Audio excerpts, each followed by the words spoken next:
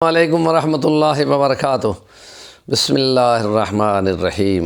هو الاول والآخر والظاہر والباطن وهو رب اشرح لی صدری یسر لی امری واحلل عقدۃ من لسانی یفقہوا قولی۔ سیرت نبوی صلی اللہ علیہ وسلم انسانیت کے لیے رہبر و رہنما، ایک معیار ہے، کامیابی کا زینہ ہے، اسوہ حسنہ ہے، اور جو محبت نبی رکھے گا وہ لازمی پیروی کرے گا، اور جو جھوٹا دعوے دار ہوگا وہ ساری بدعات و خرافات کرے گا اور اوپر سے نام محبت رسول کا لے گا۔ اسوہ حسنہ میں نبی پاک صلی اللہ علیہ وسلم کی یہ جنگ کی زندگی، جس میں انہوں نے انسانیت کو اخلاق کے درس دیے اور دشمنوں کو معاف کیا، ان کو معاہدوں کا پابند کیا، اور پھر ان کو سرزنش کرتے ہوئے بھی رعایتیں دی۔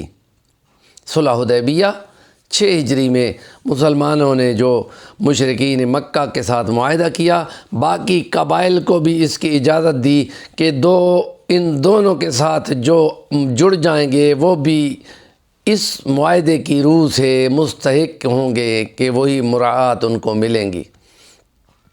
بنو بکر مشرکین مکہ کے ساتھ مل گیا، اور قبیلہ بنو خزاعہ وہ مسلمانوں کے ساتھ مل گیا، اور ان کی آپس میں پرانی چپکلش چلتی ہوئی آ رہی تھی، اور اس دوران میں انہوں نے اس معاہدے کے ساتھ ہی ساتھ تھوڑے ہی عرصے کے اندر یہ ہوا کہ انہوں نے بھیس بدل کر بنو خزاعہ پہ چڑھائی کی، اور اس قبیلے کے سپورٹ میں مشرکین مکہ نے جو بھیس بدل کر انہوں نے پہچان لیے، اور حرم کے پردوں میں چھپ کر انہوں نے جان بچانے کی کوشش کی، لیکن اس پر بھی ان کو معاف نہیں کیا گیا، اور پھر ان پہ ظلم، تشدد اور جبر کیا گیا۔ وہ نبی پاک صلی اللہ علیہ وسلم کے پاس اس کی شکایت لے کے آئے۔ نبی اکرم صلی اللہ علیہ وسلم معاہدوں کی بہت پاسداری کے قائل تھے، اور اس لیے آپ نے فرمایا انشاءاللہ تمہارے ساتھ انصاف ہوگا، اور پھر آپ نے باقاعدہ مشرکین مکہ کو پیغام بھیجا کہ یا تو تم کہو کہ زیادتی بنو خزاعہ کے ساتھ کی گئی ہے، اس کی تلافی کی جائے، یا پھر تم لوگ بکر کی حمایت اور سپورٹ سے الگ ہو جاؤ، اور تیسرا یہ تھا کہ یا پھر تم کہو کہ صلح حدیبیہ ہم ختم کرتے ہیں۔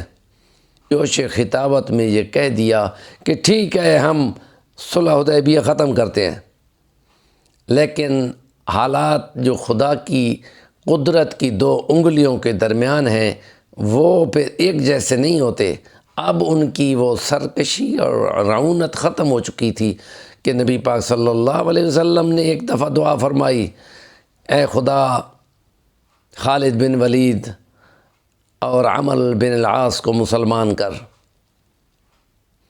اور پھر انہوں نے دیکھا، یہ صلح حدیبیہ کے بعد کی بات یہ ہے، دونوں اکٹھے مدینہ کی طرف آ رہے ہیں، حضور کے سامنے پہنچے ہیں، تو آپ نے فرمایا آؤ آؤ تمہارا آنا مبارک ہو۔ اور پھر دنیا نے دیکھا کہ وہی خالد بن ولید ہے جن کے ہاتھ سے سپر پاور ختم ہوئی ہیں، اور عمرو بن عاص وہ ہے کہ جس کے ہاتھ سے پورا افریقہ فتح ہوا ہے۔ تو اب پیچھے ان کے بہت تھوڑے لوگ رہ گئے تھے، اس کے باوجود انہوں نے جب یہ کیا تو پھر وہ پریشان ہو گئے۔ پھر انہوں نے کوشش کی کہ باقاعدہ یہ صلح حدیبیہ باقی رکھی جائے۔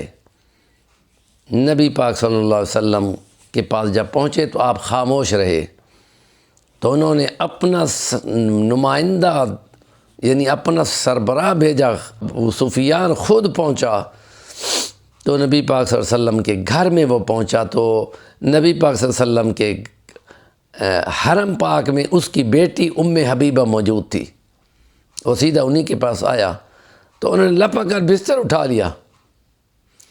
وہ حیران ہو گیا، وہ کہتا ہے بیٹی مجھے اس بستر کے قابل نہیں سمجھا یا بستر کو میرے قابل نہیں سمجھا؟